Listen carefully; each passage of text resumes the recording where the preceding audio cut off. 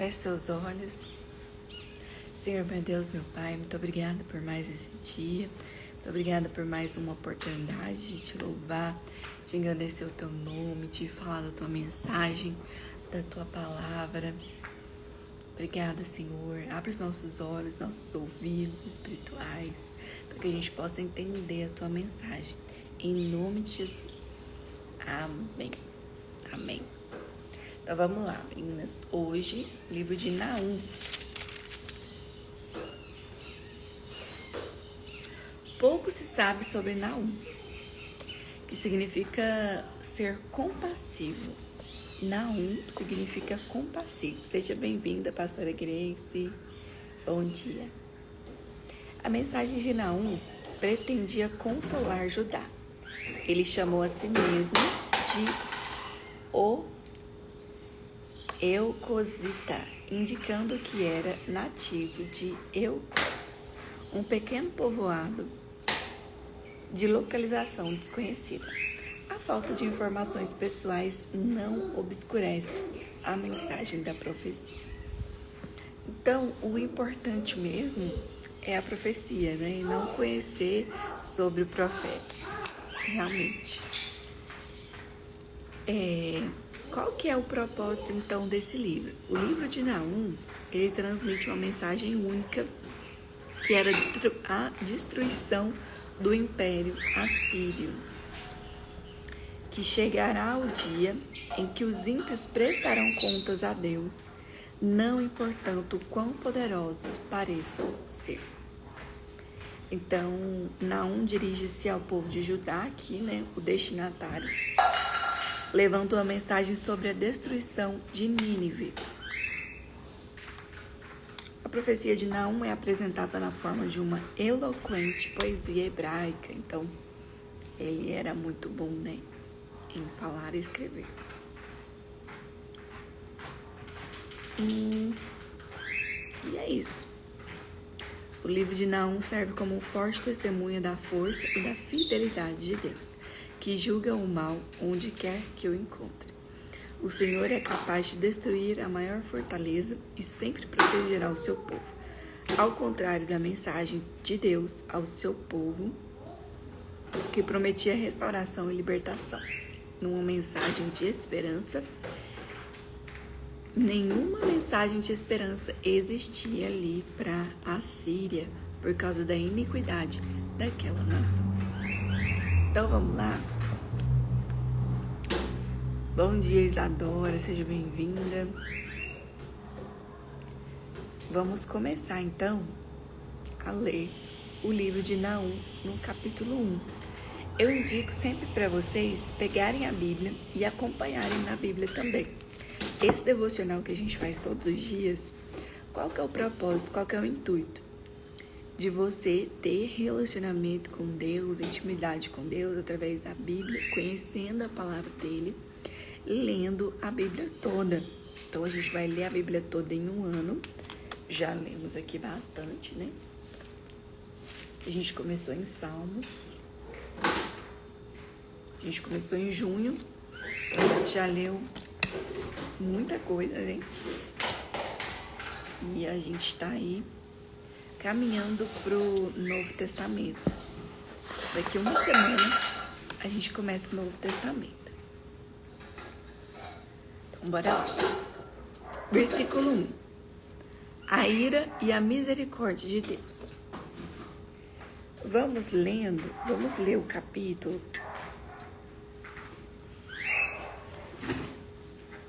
Vamos lendo e comentando, que eu acho melhor. Então eu vou ler o versículo e também o estudo que tem aqui na Bíblia da Mulher, tá? Sentença contra Nínive, filho da visão de Naum, o Eucosita. Você acha que...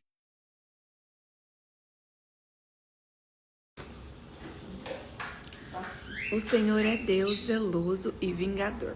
O Senhor é vingador e cheio de ira. O Senhor toma vingança contra os seus adversários e reserva indignação para os seus inimigos.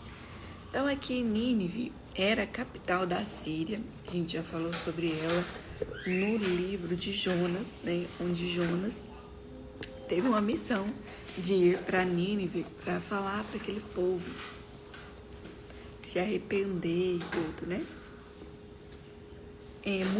Esse livro de Nínive é muito associado à história de Jonas, né? O livro de Jonas.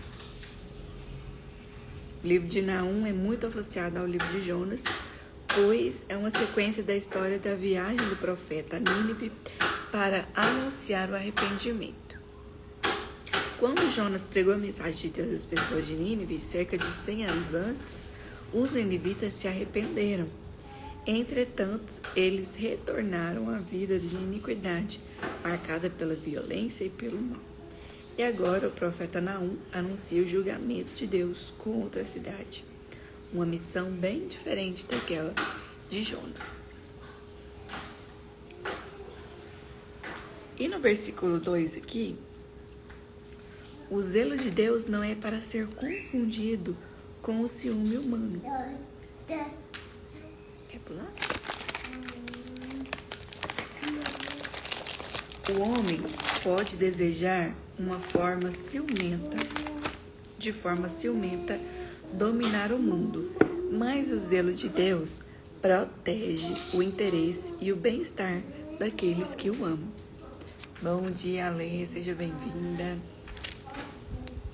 O profeta, ao declarar aos ninivitas que Deus é zeloso, quis dizer que Deus não se agrada da captura e exploração de seu povo, e por isso Nínive seria destruída.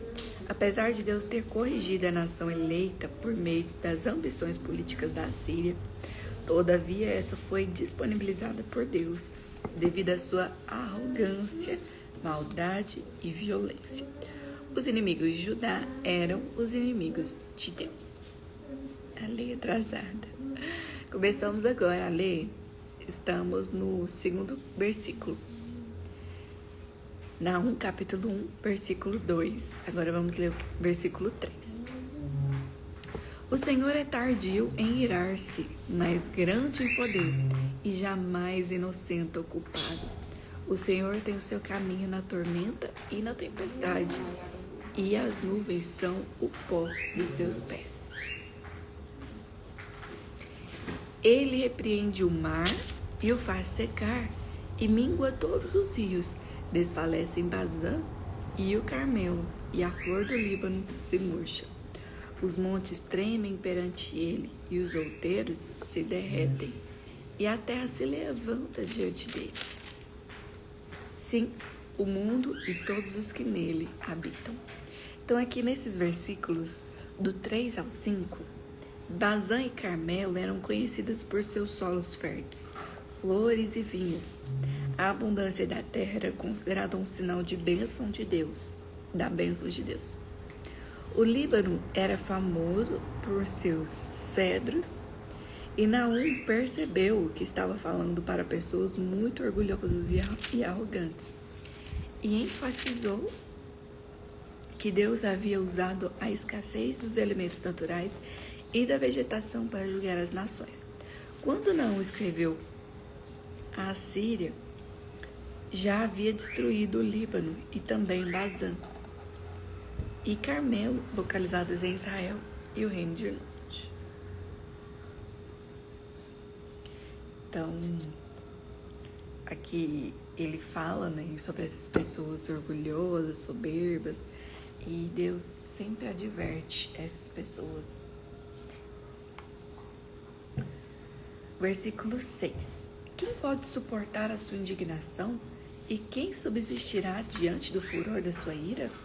A sua cólera se derramará como fogo.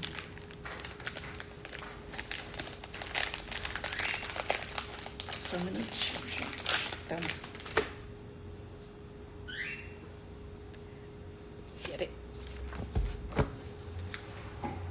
Dá o tablet pra esse pequenininho aqui, vai lá.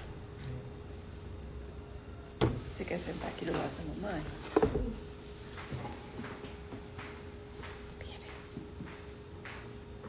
Peraí. Oi.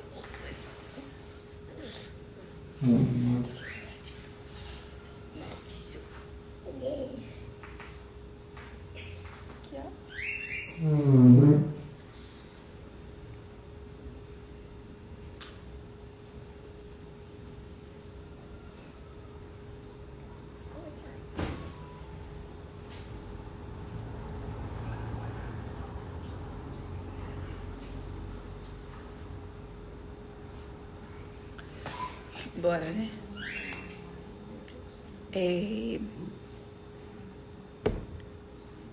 No versículo 6, né? Quem pode suportar a sua indignação? E quem subsistirá diante do furor da tua ira? A sua cólera se derrama como fogo, e as rochas são por ele demolidas.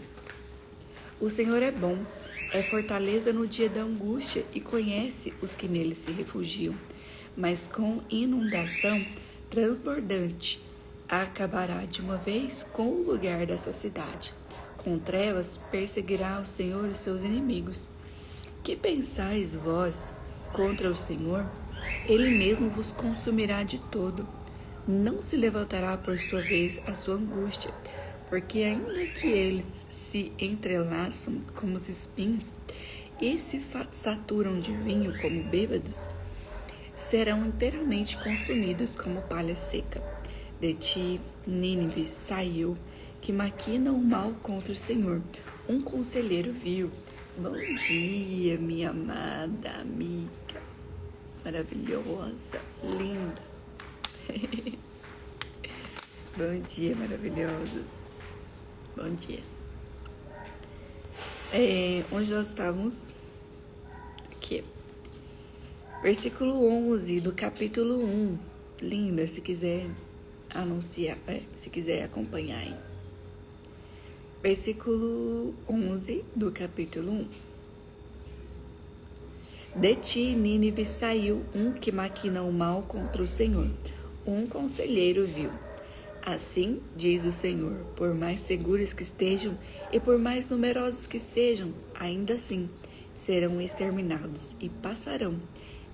Eu te afligi, mas não te afligirei mais. Mas de sobre ti, Judá, quebrarei o jugo deles e romperei os teus laços. Porém, contra ti, Assíria, o Senhor deu ordem que não haja posteridade que o leve o teu nome da casa dos teus deuses.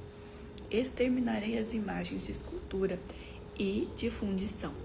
Farei o teu sepulcro, porque és vil. Eis que sobre os montes os pés do que anuncia boas novas, do que anuncia a paz. Celebra as tuas festas, ó Judá. Cumpre os teus votos, porque o homem vil já não passará por ti. Ele é inteiramente exterminado.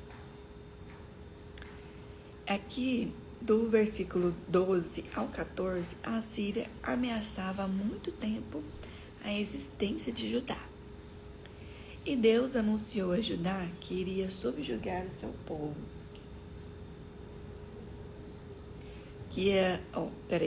Deus anunciou a Judá que iria subjugar o seu inimigo, né?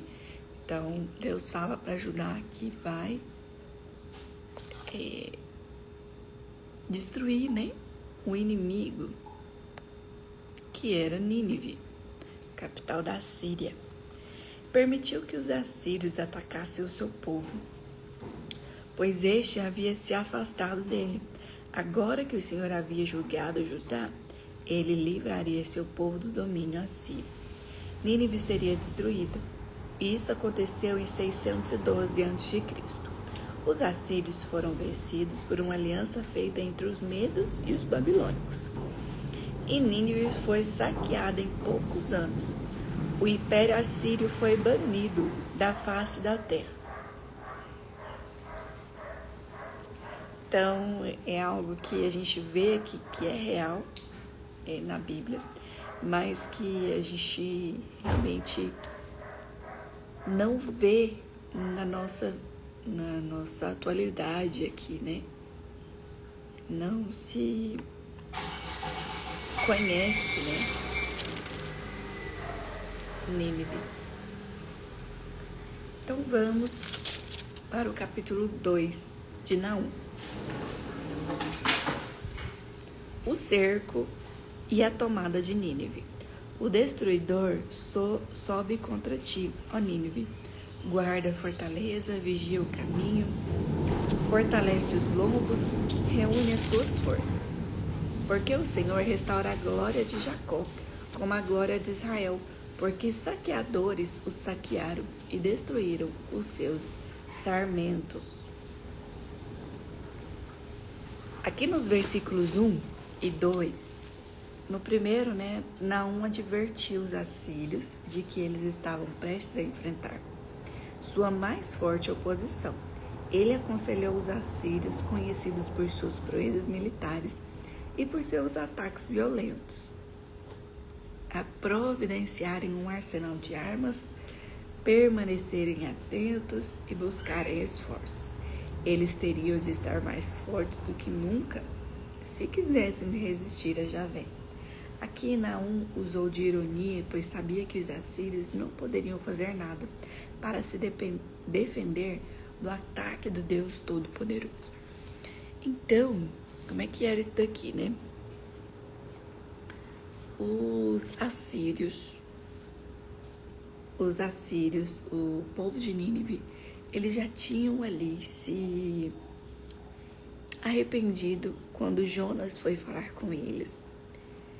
Mas eles voltaram a praticar toda a maldade que eles estavam praticando naquela época, 100 anos atrás. Então Deus teve misericórdia deles naquela época e não destruiu eles naquela época. Mas como eles continuaram no erro, a destruição de Deus veio para eles.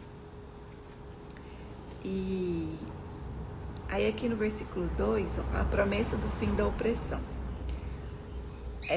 Aqui, ele fala assim: porque o Senhor restaura a glória de Jacó como a glória de Israel, porque saqueadores o saquearam e destruíram os seus sarmentos. Então eu acredito que aqui eles estão falando que Deus estaria fazendo justiça pelo povo de Jacó e de Israel, porque era o seu povo, Essa promessa do fim da opressão foi para motivar a fidelidade de Judá em cumprir seus votos e celebrar suas festas. Para Judá, a iminente queda da Assíria significava sua própria liberdade. Então, esse é um dos motivos que Jonas ficou assim perplexo, Jonas ficou angustiado, ele chorou. E ele ficou ali se lamentando porque Deus não tinha destruído Nínive naquele tempo, Como se não tivesse adiantado nada o que ele fez. Mas mal sabe ele que a história dele repercute até hoje, Então, a gente tem que saber que nós estamos debaixo de uma autoridade, a autoridade de Deus, e que Ele sabe o que é melhor para nós. Ele sabe, a última palavra é dele. Então a gente tem que confiar na palavra que ele der. No versículo 3, então, vamos ler aqui, versículo 3 até o 7. Os escudos dos seus heróis são vermelhos. Vamos ler o capítulo todo e aí a gente comenta, tá? Os escudos dos seus heróis são vermelhos. Os homens valentes vestem escarlata, cintila o aço dos carros no dia do seu aparelhamento e vibram as lanças. Os carros passam furiosamente pelas ruas e se cruzam velozes pelas praças. Parecem tochas, correm como relâmpagos. Os nobres são chamados, mas tropeçam em seu caminho. Apressam-se para chegar ao muro e já encontram o testudo inimigo armado. As comportas dos rios se abrem e o palácio é destruído. Está decretada a cidade rainha, está despida e levada em cativeiro as suas servas. gemem como pombas e batem no peito. Então aquela cidade ali é a que fala cidade rainha, está despida e levada em cativeiro. Então você imagina uma cidade tão poderosa, bonita, né? E não adianta de nada. Versículo 8. Nínive, desde que existe, tem sido como um açude de águas, mas agora fogem. Parai, parai, clama-se, mas ninguém se volta. Saqueai a prata, saqueai o ouro, porque não se acabam os tesouros. Há abastança de todo objeto desejável. Há vascuidade, desolação, ruína. O coração se derrete, os joelhos tremem, em todos os lombos a angústia, e o rosto de todos eles empalidece. Onde está agora o covil dos leões e o lugar do pasto dos leõezinhos? Onde passeavam o leão e a leoa e o filhote do leão, sem que ninguém os espantasse? O leão arrebatava o bastante para os seus filhotes, estrangulava a presa para suas leoas e enchia de vítimas suas cavernas e os seus covis de rapina. Eis que eu estou contra ti, diz o Senhor dos Exércitos. Queimarei na fumaça os teus carros, a espada devorará os teus leõezinhos. Arrancarei da terra tua presa e já não se ouvirá a voz dos teus embaixadores. Então, desses versículos aqui do 11 ao 13, fala sobre o leão, que era o símbolo da Assíria. Por isso que aqui fala muito forte do leão, né? Então havia muitos leões nos arredores de Nínive, e eles se tornaram uma ameaça pública durante o reinado de Assurbanipal. Para demonstrar sua coragem e força, os reis assírios caçavam leões por esporte. Diversos reis assírios referiam-se eles mesmos como sendo bravos leões. O Senhor estava zombando da Assíria com uma pergunta retórica. Apesar dos assírios terem sido fortes e ferozes como um leão, a nação não poderia se defender quando o Senhor dos Exércitos viesse contra ela. Então, assim, não há quem possa, né, contra o nosso Deus. Vamos ler então o último capítulo de hoje, capítulo 3. Ai da cidade sanguinária, toda cheia de mentiras e de roubo, e que não solta sua presa.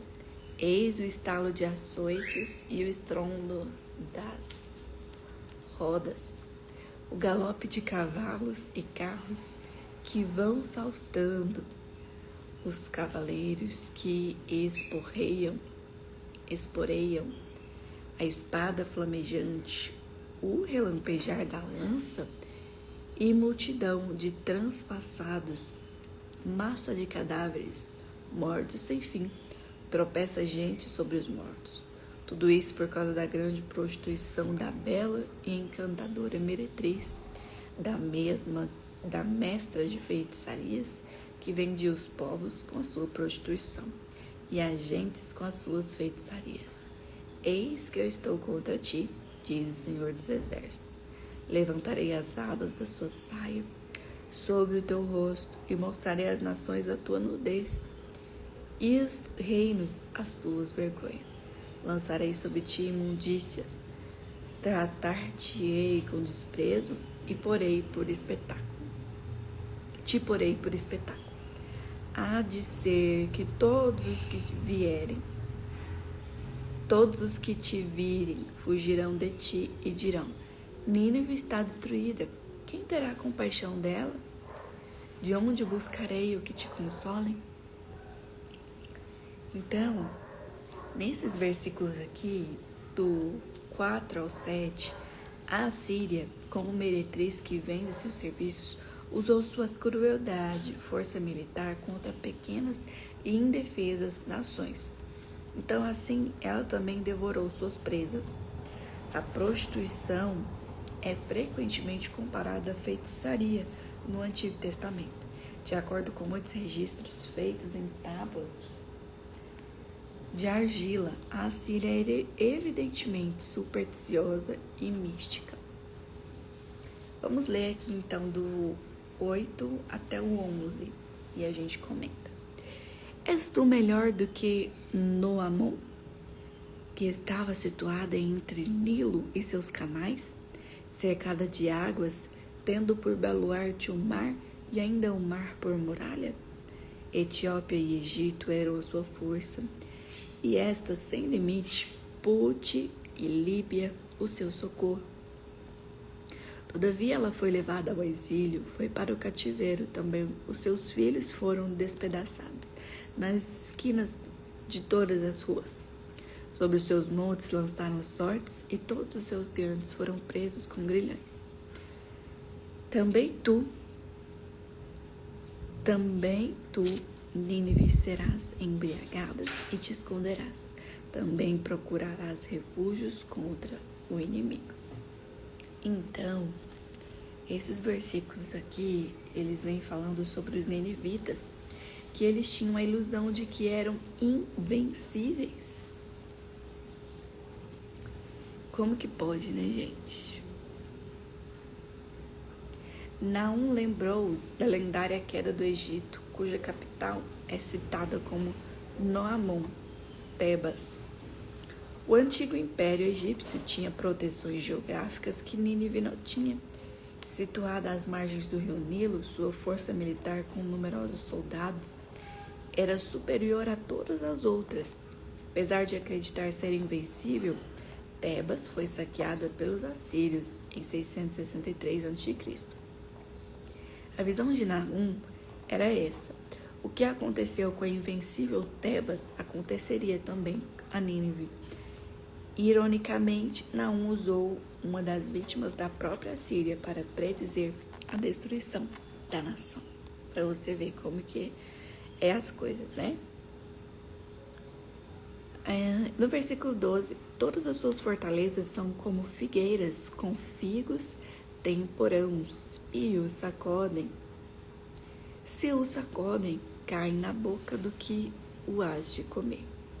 Os ninivitas provariam da impotência sobre a ira de Deus, como as hastes de figos temporões, quebradiços e frágeis. Para derrubá-los não seria preciso muito esforço. Apenas uma sacudida seria suficiente. Os ninivitas ficaram nas mãos dos seus inimigos, que os aniquilaram. Tá vendo? No versículo, então, vamos ler aqui do 13. Vamos ler do 13 até o 19, que a gente já finaliza e depois a gente comenta sobre o que está falando esses versículos. Eis que suas tropas no meio de ti são como mulheres. As portas do teu país estão abertas de par em par aos teus inimigos. O fogo consome os teus ferrolhos. Tira a água para o tempo do cerco. Fortifica as tuas fortalezas. Entra no barro e pisa a massa. Toma forma para os ladrilhos. No entanto, o fogo ali te consumirá. A espada te exterminará. Consumir-te-á como o gafanhoto. Ainda te multiplicas como o gafanhoto, e te multiplicas como a locusta. Ainda que fizeste seus negociantes mais numerosos do que as estrelas do céu, o gafanhoto devorador invade e sai voando. Os teus príncipes são como os gafanhotos, os teus chefes como os gafanhotos grandes, que se acampam nas sebes nos dias de frio. Em subindo o sol, voam embora e não se conhece o lugar onde estão. Os teus pastores dormem, ó rei da Síria, os teus nobres dormitam, o teu povo se derriba pelos montes, e não há quem o ajude. Não há remédio para a tua ferida, A tua chaga é incurável. Todos os que ouvirem a tua fama baterão palmas sobre ti, porque sobre quem não passou continuamente a sua maldade? Então aqui termina com uma pergunta, né? Termina com uma pergunta. Nesses versículos aqui do 14 ao 17, as cidades antigas frequentemente eram protegidas por muralhas, né? Muralhas externas que garantiam a sua segurança. Os exércitos inimigos rodeavam-nas, esperando que o povo se enfraquecesse pela fome ou para derrubar as muralhas. Quando a ameaça da guerra surgiu, o povo reforçou a muralha, enchendo de massa as frestas e armazenou água e alimento para todo o cerco. Obviamente, o profeta sabia que, apesar de todos os esforços, os ninivitas nada podiam fazer para se salvar, embora já tivessem experimentado poder contra outros reinos da terra. Eles não eram suficientemente poderosos para enfrentar o juízo de Deus. Então, aqui, Deus tem que enviar um profeta para reforçar o seu grande poder, né? Porque o povo é orgulhoso, soberbo e acredita mais na sua própria força, no que ela pode fazer, né? E não em Deus. E pra gente finalizar, vamos aqui passar só pra gente finalizar, vamos então falar sobre os dois últimos versículos, que é o 18 e 19. A destruição foi completa. Os líderes pastores estavam mortos, o povo assírio fugiu aterrorizado para os montes. A Síria não se recuperou desse ataque. Era o seu fim. Esses versos foram dirigidos ao rei da Síria. Ela havia sido tão cruel para suas nações ao redor que todos aqueles que ouvissem sobre sua derrota bateriam palmas. A derrota do Império Assírio ocorreu em 612 a.C., quando a aliança entre medos e babilônicos destruiu a Nínive. Então, a palavra de Deus não volta atrás, né? Se ele falou, tá falado. Então, realmente aconteceu. Eles foram destruídos. Amanhã nós vamos ler, então, Abacuque, que também é pequenininho, como Naum. Depois a gente vai ler Sofonias, Ageu. São todos profetas menores, né? São pequenininhos. Zacarias, Malaquias. E aí a gente entra no Novo Testamento, em Mateus. Beleza? E aí a gente vai ter muita coisa para comentar aqui, né? Também. A palavra de Deus é maravilhosa, ela é viva, eficaz. E a palavra de Deus nos dá uma força, né? Um motivo para a ação. Eu peço para Deus isso, sabe? Motivo para a ação correta. E que o Senhor possa estar nos abençoando todos os dias, nos levando para o caminho do bem, perdoando os nossos pecados. Em nome de Jesus. Feche seus olhos. Senhor, meu Deus, meu Pai, glorificado seja o teu santo nome. Obrigada, Senhor, por mais um dia. Obrigada pela tua palavra maravilhosa, de arrependimento, de avivamento.